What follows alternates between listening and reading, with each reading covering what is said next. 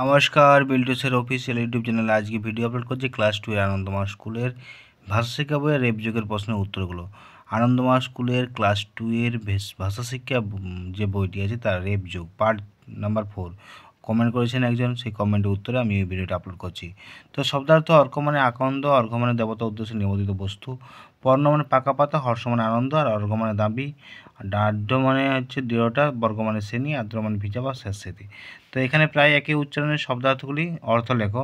অর্ঘ্য মানে দামি, আর অর্ঘ্য মানে হচ্ছে পূজার উপকরণ। মূর্ছা মানে জ্ঞান হারানো, আর মুছা মানে মোছা বা পোছা। প্রনাশ মানে ধ্বংস, প্রনাশ মানে মৃত্যু। আর শ্রবণ মানে শোনা, শ্রবণ মানে প্রবাহ। অর্চনা মানে উপাসনা, অচেনা মানে অজানা। ব্যাঘ্র মানে হচ্ছে ব্যাকুল, আর ব্যাঘ্র মানে বাঘ। তো এইগুলো হচ্ছে একই উচ্চারণের শব্দার্থগুলো অর্থ আমি বলে দিলাম। এবার আছে মাঝের বর্ণের সঙ্গে রেপ জুড়ে পাশে লেখো দেওয়া আছে। মাঝের বর্ণের সঙ্গে রেপ জুড়ে যে দর্শন হলো অর্পণ, অর্চনা, নির্ঝর, অর্জন আর দুর্লভ। নেক্সট পেজ কি আছে? নেক্সট পেজে চারের দাগে যে কোনো বর্ণের সঙ্গে রেপ জুড়ে আমি আদর্শ করলাম সমর্পণ, সমবেদনা, মনোবেদনা, কার্তিক আর বহিরাগত, মহার্ঘ। বাক্য রচনা আছে, এই বাক্য রচনা নিজে করতে হবে, বই থেকে খুঁজে। মহার্ঘ, সমর্পণ, সতত, অর্চনা না পারলে আমাকে বলবেন, আমি উত্তর লিখে দেবো।